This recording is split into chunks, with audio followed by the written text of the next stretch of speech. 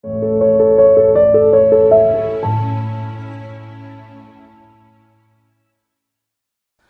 tal? ¿Cómo están?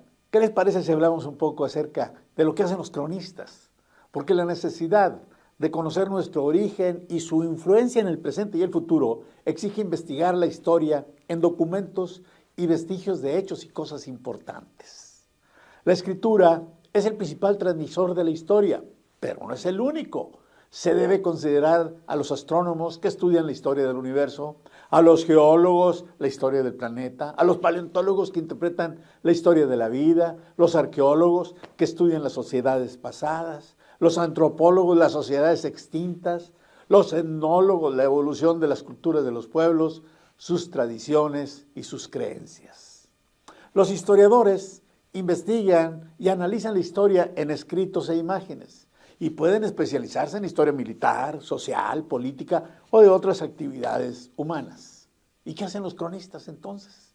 Bueno, pues ellos estudian y guardan la historia cotidiana de una ciudad o de las instituciones o de ciertas actividades humanas. La crónica es multidisciplinaria, busca hechos pasados y sus causas sociales, geográficas, legales y culturales y su inserción en la historia nacional. México ha tenido grandes cronistas. Bernal Díaz del Castillo, autor de la verdadera historia de la conquista de la Nueva España. Fernando de Alba Istizóchil, con la historia de una nación chichimeca. En nuestra tierra también han existido notorios cronistas como Alonso de León, que narró la formación del nuevo reino de León, o Juan Bautista Chapa, que escribió importantes temas del nuevo reino. A fines del siglo XVIII llegó a Monterrey el segundo obispo de Linares, Rafael José Verger, acompañado de Fray Antonio de Vera y Gálvez, quien era médico y cosmógrafo, es decir, un cronista de los fenómenos astronómicos de la región. Durante la invasión norteamericana, el gran cronista de la batalla de Monterrey fue el subteniente de artillería Manuel Balbotín.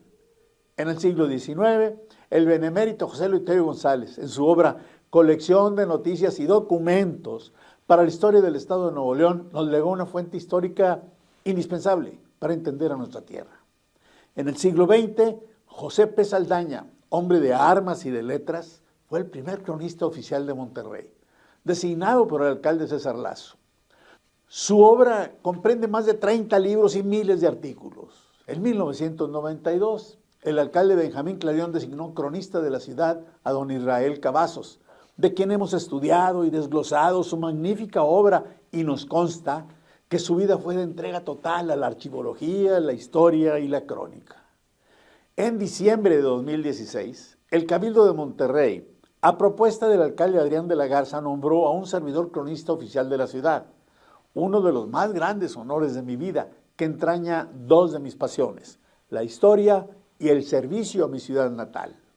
Como cronista de Monterrey, además de publicar nuestras investigaciones en varios libros, las difundimos utilizando las herramientas de Internet, porque se trata de democratizar la historia, no de que solo se sepa entre quienes nos dedicamos a ella. Hemos escrito de personajes, instituciones y sucesos importantes, hurgando en fuentes primarias como archivos locales, nacionales e internacionales, y también en periódicos antiguos. La tarea del cronista es informar sus hallazgos históricos. Al estar corriendo el 9º año desde el nombramiento de 2016, hemos investigado cualquier cantidad de documentos históricos de cuyos principales frutos veremos una muestra. Primer hallazgo, la localización del primer hospital de Monterrey y los primeros médicos.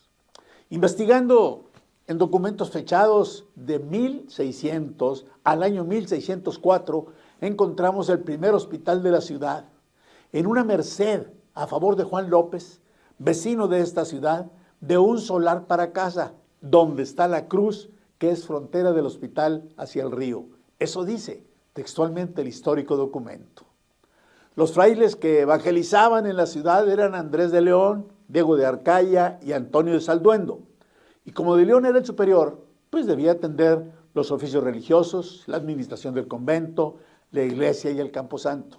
Arcaya era el encargado de la escuela y la evangelización de las tribus e hijos de castellanos, en tanto que Salduendo impartía los sacramentos como la confesión, la extrema unción, y se deduce, por tanto, que entre los tres atendían el hospital. Esto porque desde el siglo XVII, con las reformas borbónicas, la carrera del sacerdocio incluía filosofía y teología, historia, naturalismo, cosmología, derecho y especialmente medicina. De esto inferimos que estos frailes, Andrés de León, Diego de Arcaya y Antonio de Salduendo, fueron los primeros médicos de Monterrey y atendieron el primer hospital de la ciudad, que debió haberse ubicado en un punto medio entre la iglesia principal y la misión de Piedra Blanca, es decir, ahora Basílica del Roble. Segundo hallazgo. Localizamos el primer gran camino que conectaba poblaciones de la comarca de Monterrey.